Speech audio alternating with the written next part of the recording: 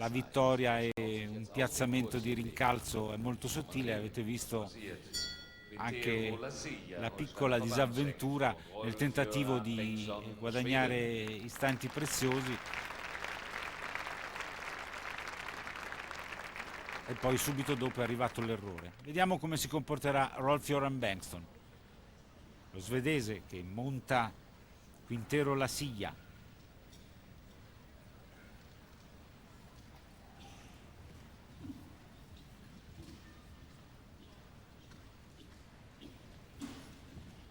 Fin dalle prime falcate capiremo le intenzioni del cavaliere svedese, che comincia a mettere pressione al suo Holsteiner.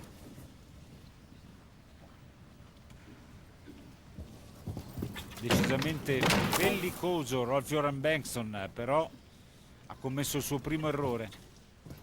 Aveva cercato di volare nel primo tratto.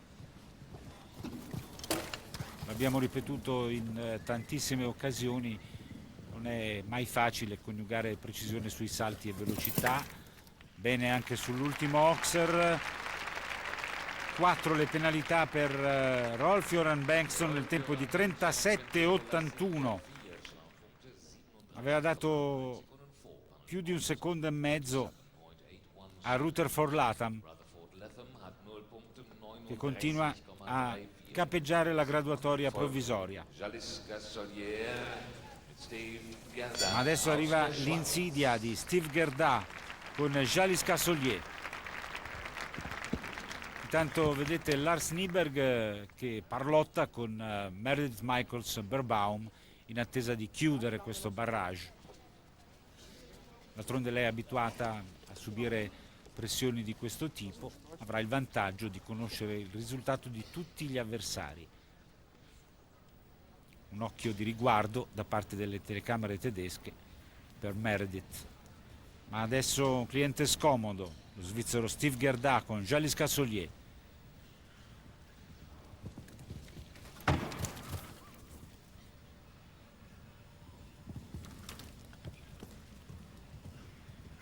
Binomio molto affiatato e specialista di questo tipo di gare. D'altronde Jalis Cassolier ha un modello non proprio mastodontico, duttile, agile, in grado di regalare altre soddisfazioni a uno Steve Gerda che d'altra parte ci sta mettendo del suo, vuole vincere, vuole conquistare punti per la Coppa del Mondo, va incontro al suo ultimo ostacolo, affrontato di gran carriera. Polverizzato il tempo di Rutherford Latham, si porta al comando Steve Gerda con il netto in 36,43. L'attenta regia tedesca ci ha riproposto il sorriso sportivo da parte del cavaliere spagnolo che viene scavalcato dallo svizzero. Al comando dunque Steve Gerda con Jalis Cassolier, ma quel che più conta è il tempo. Infatti, se già sembravano veloci i concorrenti che terminavano intorno ai 37 secondi e mezzo, pensate quanta pressione possa mettere agli altri il 36,43 di Steve Gerda. Naturalmente la sfida è presto raccolta da un campione, dal tedesco Ludger Berbaum, Coupe de Coeur. Vediamo se Ludger si accontenterà di un netto veloce senza rischi pazzeschi per ottenere un piazzamento, oppure se a Stoccarda davanti al proprio pubblico vorrà insidiare Steve Gerda, che ha davvero volato.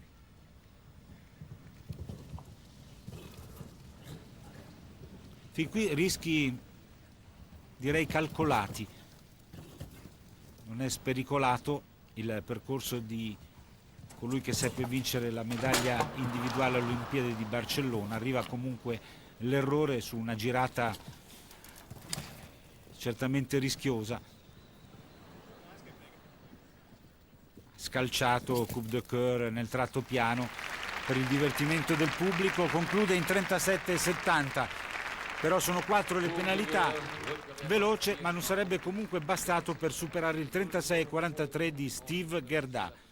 Gara di altissimo livello, Mancano all'appello il brasiliano Álvaro Miranda, lo svizzero Daniel Etter e per la Germania Meredith Michels-Beerbaum. Qui l'entourage di Ludger Beerbaum che freme ai bordi del campo ostacoli. Adesso Álvaro Miranda, Brasile, monta Picolien Zeldenrust.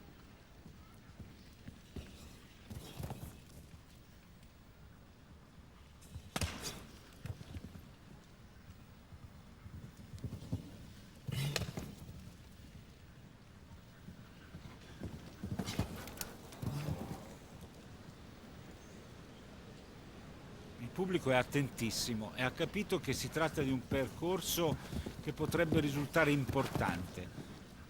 Affrontato fin dai primi metri col piglio giusto, il cavaliere brasiliano si sbraccia ancora, si dà un gran da fare per cercare l'impossibile o quasi, supera l'ultimo Oxer, un'occhiata al cronometro, 37:31.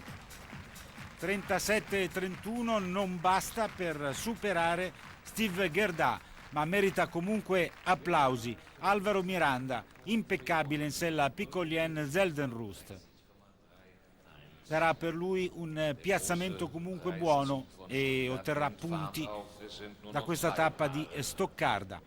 Den im Moment führenden Steve Gerda mit 0,36,43 vom ersten Rang vertreiben können. Lo speaker ufficiale del campo continua a ripetere il tempo dello svizzero Steve Gerda, lo facciamo anche noi, 36,43, ce l'hanno ben in mente anche gli ultimi due concorrenti. Ora toccherà a Daniel Etter e poi a Meredith Michels-Beerbaum. Ma procediamo a poco, peu à peu, il cavallo di Daniel Etter, Svizzera. Peu à peu, 12 anni, figlio di Polydor, viene dalla Westfalia.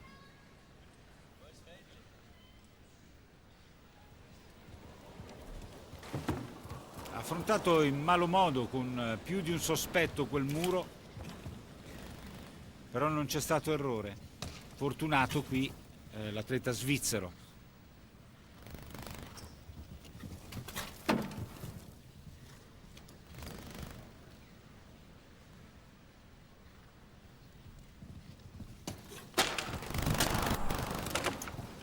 Arriva l'errore.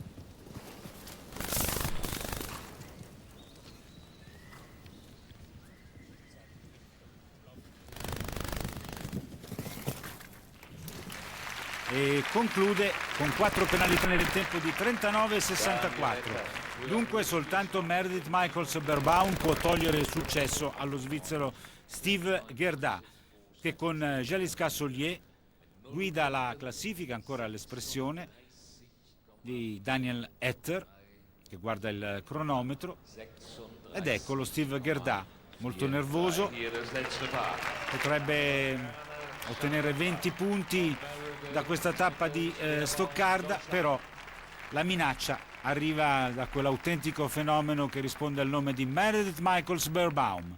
Tutto il pubblico è con lei e con il suo Shutterfly, cavallo di 15 anni ma freschissimo. Ci sarà battaglia fino all'ultimo, come è giusto che sia, anche perché Meredith non ha ancora ottenuto punti in questa edizione della Coppa del Mondo. Naturalmente l'Amazzone tedesca tiene moltissimo a replicare il successo ottenuto nell'ultima finale e oltretutto deve onorare il titolo continentale conquistato. Muro, e già qui mi pare che abbia guadagnato qualche decimo. Parlare di grinta è limitativo.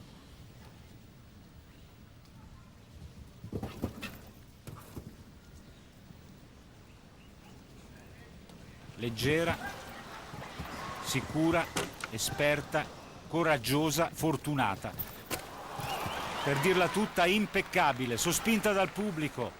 Al gran galoppo poi deve costringersi a un intervento prima dell'ultimo ostacolo, 35-26, fantastico, vince vince Meredith Michaels-Beerbaum, Germania in sella a Shutterfly 35 e 26. Percorso impeccabile, il sorriso di Meredith che carezza il suo Shutterfly, conquista 20 punti per la Coppa del Mondo. In seconda posizione Steve Gerda, Svizzera, Jaliska Solier a precedere il brasiliano Alvaro Miranda con Piccolien Zeldenrust. Dunque per Omar Bonomelli è quintero, un 17° posto che non porta punti nonostante l'accesso al barrage, davvero un peccato. E dopo 4 tappe la classifica di Coppa del Mondo è la seguente: al comando proprio lo svizzero Steve Gerda con 34 punti, a 33 lo spagnolo Rutherford Latham, poi con 31 troviamo Geir Gulliksen per la Norvegia, scivola in quarta posizione Omar Bonomelli che resta a 25, ma è certamente sempre in corsa per ottenere l'accesso alla finale. Vi ricordo che la prossima tappa sarà a Ginevra dall'11 al 14 dicembre e sulle immagini dell'ennesima vittoria di Meredith Michaels-Beerbaum e del suo Shutterfly restituisco la linea allo studio e auguro a tutti la più cordiale buonasera.